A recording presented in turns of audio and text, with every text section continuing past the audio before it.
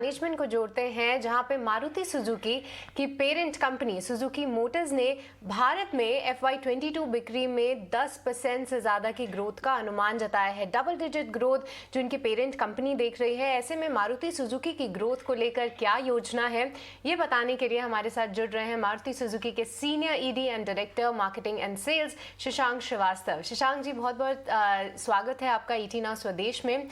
सबसे पहला सवाल, जो कि डबल डिजिट ग्रोथ गाइडेंस आई है कंपनी की तरफ से, सुजुकी मोटर्स की तरफ से, इस वित्तीय साल कंपनी की ग्रोथ गाइडेंस 11% बताई जा रही है। पर ये मुश्किल का दौर हम देख रहे हैं ऑटो इंडस्ट्री के लिए, कई सारी हेडविंड्स हैं।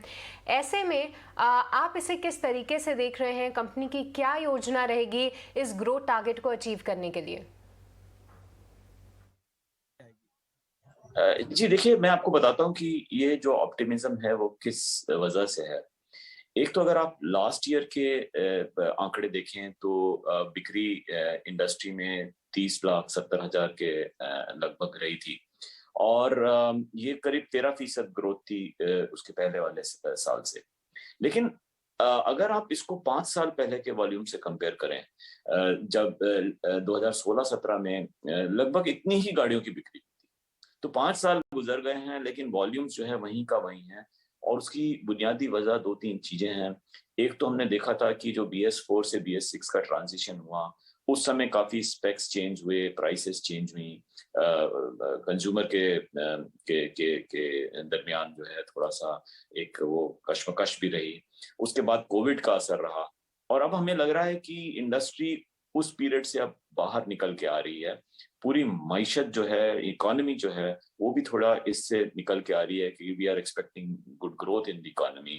The base is lower and therefore if you look at the for example, some of the uncertain factors like COVID, we are a little bit more confident now compared with what we were in the last 2 years. तो इन सबको देखते हुए ये लग रहा है, और जो डिमांड पैरामीटर्स हैं वो समय स्ट्रांग हैं। जो अगर पेंडिंग बुकिंग्स देखें वो भी काफी स्ट्रांग है। करीब मारुति सुजुकी की ही 3,11,000 करीब बुकिंग्स पेंडिंग है। तो अगर ये सब देखें तो एक सिनेरियो बनता है कि अगर सप्लाई साइड कांस्टेंट नहीं रहे तो ग्रोथ इंडस्ट्री में आनी चाहिए।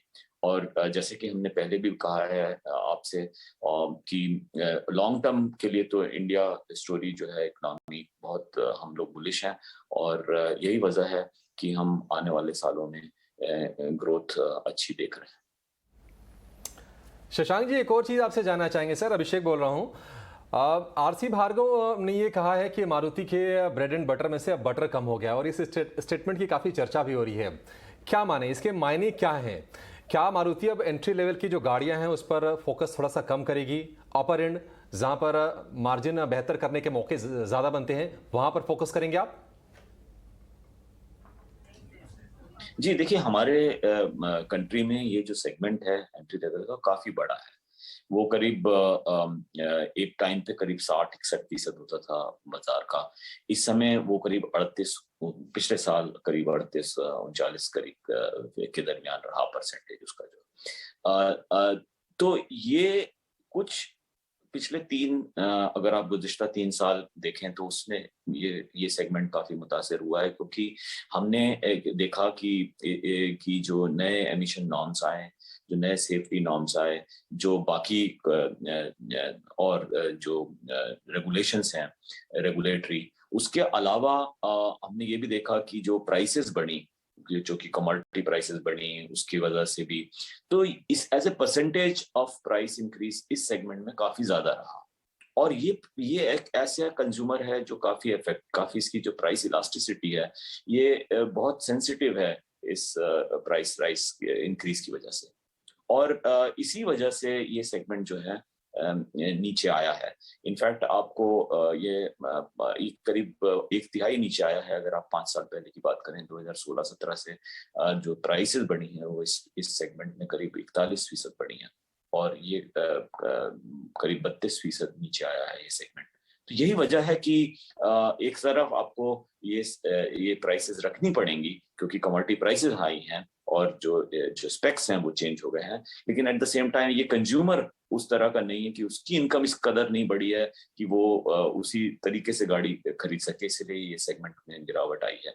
तो ये एक बुनियादी वजह है कि OEMs जो हैं वो बाकी सेगमेंट्स को भी बहुत क्लोजली वॉच कर रहे हैं, इंक्लूडिंग मारुति सुजुकी। हमने देखा कि हमारा मार्केट शेयर जैसे SUV सेगमेंट में कम है, लेकिन अगर नॉन SUV सेगमेंट में देखें तो हमारा मार्केट शेयर 66% है। तो हम इसलिए हमने ये कहा है कि इस सेगमेंट को हम स्ट्रेंथन करेंगे आगे आने वाले दिनों में, ताकि हम अपना बाजार की हिस्सेदारी जो है वो बरकरार रख सकें, और जो हमारा हदफ है वो करीब 50% का है।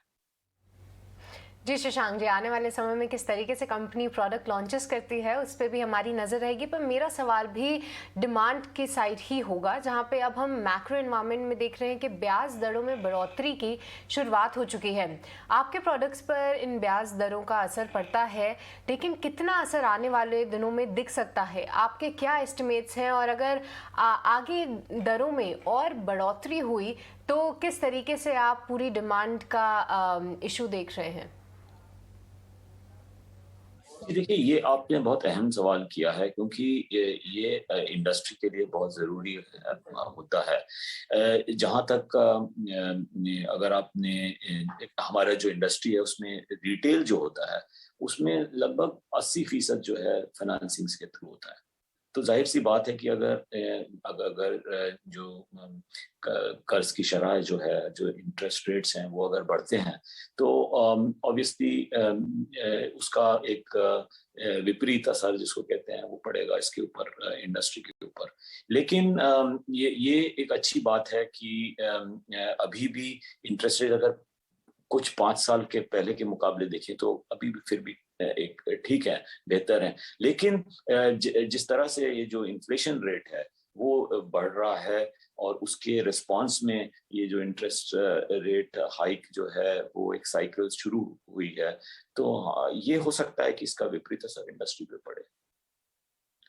फिलहाल हमें शायद वो नहीं पता चलेगा इतना, क्योंकि पूरी इंडस्ट्री में पेंडिंग बुकिंग्स काफी हैं सप्लाई के कम होते, तो इस वजह से शायद इमीडिएट जो है जाहिर तौर पे जो है हमें उसका वो हमें इफेक्ट पता ना चले, लेकिन मुस्तकबिल में जो है वो है हमें अगर ये इंटरेस्ट रेट बढ़ते रहें तो उसका उल्टा असर इंडस्ट्री पे पड़ सकता है। शशांक जी, एक आखिरी सवाल जो जिससे शायद कि पूरी की पूरी इंडस्ट्री जूझ रही है और आज सभी इंडस्ट्रीज में उसका असर है, वो है इन्फ्लेशन का। हमने देखा था कि लास्ट ईयर भी कमोडिटीज़ के इन्फ्लेशन के चलते परेशानी हुई थी और कंपनी ने दाम भी बढ़ाए, आपने भी प्राइस हाइक लिए थे। अब हालांकि थोड़ी सी प्राइसेस सॉफ्ट हो रहे हैं, लेकिन अभी भी काफ़ी ज़्यादा एलिवेटेड हैं। इसलिए आपसे पूछना ये ज़रूरी है कि क्या आपकी कोई योजना है आगे चलकर प्राइस हाइक करने की, दाम बढ़ाने की? देखिए, ये जो प्राइस का जो दाम की और चीज की जो इजाफे की बात होती है वो ये हमारे लिए एक बहुत अहम चीज है, क्योंकि हम अपनी जिम्मेदारी को समझते हैं। 50% के लगभग हम लोग जिम्मेदार हैं वॉल्यूम्स के। तो मारुति सुजुकी को इस बात का बड़ा एहसास है कि हमें किसी भी हालत में वॉल्यूम्स को कॉम्प्रोमाइज नहीं करना चाहिए, इंडस्ट्री के में ग्रोथ होनी चाहिए।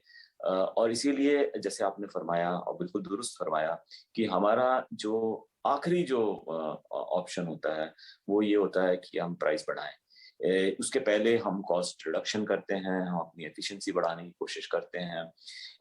तो ये चीज हमेशा हमारे जहन में रहती है कि हमें एक बहुत फाइन लाइन पे चलना पड़ता है कि दोनों तरफ हमें देखना है कि हमें वॉल्यूम को भी देखना है और at the same time profitability को भी देखना है। हम वो एक्सरसाइज पूरे समय करते रहते हैं, और आपकी बात इसमें भी दुरुस्त है कि जो कमोडिटी प्राइसेस हैं इस समय उरूज पे हैं मेरे हिसाब से। कि अगर आप स्टील प्राइसेस देखें जो 38 रुपए किलो होता था, वो आज की डेट में भी 80-83 के दरमियान है। कॉपर की प्राइसेस भी हाई हैं, एल्यूमिनियम प्राइसेस हाई हैं। कॉपर तो $10,200 के ऊपर है इस समय। इस तरह से ज्यादातर जो प्राइसेस हैं जिससे हमारे OEM के जो कॉस्ट स्ट्रक्चर है वो इफेक्ट होता है, वो हाई चल रही हैं, और हम उस सिचुएशन को क्लोजली वॉच कर रहे हैं। हमने प्राइसेस बढ़ाई हैं रिसेंटली, हमने पिछले महीने अप्रैल में भी प्राइसेस बढ़ाई थी और कुल हमने करीब 10% के करीब हमने प्राइसेस बढ़ाई हैं पिछले 1 सवा साल में। लेकिन हाँ, ये बात सही है कि कमोडिटी प्राइसेस अभी भी हाई हैं और हम उस पे जो सिचुएशन है उस पर हम नजर रखे हुए हैं। इस पे अभी हमने कोई फैसला नहीं किया। चलिए, धन्यवाद शशांक जी, आपका बहुत बहुत शुक्रिया हमारे साथ जुड़ने के लिए। आने वाले समय में मार्केट शेयर किस तरीके से कंपनी का बढ़ता है उस पर हमारी नज़र रहेगी। आपके नए प्रोडक्ट लॉन्चेस का हमें इंतज़ार रहेगा और हम उम्मीद करते हैं कि जितनी भी हेडविंड्स हैं इंडस्ट्री को लेकर वो थोड़ी सी कम होती हुई नज़र आए और आगे वाले समय में डिमांड जितनी मजबूत है इंडस्ट्री उतनी सप्लाई भी कर पाए। बहुत बहुत शुक्रिया आपका हमारे साथ जुड़ने के लिए। पर चलिए, अब मारुति सुजुकी ऑटो इंडस्ट्री का राजा, इस पे हमने मैनेजमेंट से बात करी, पर अब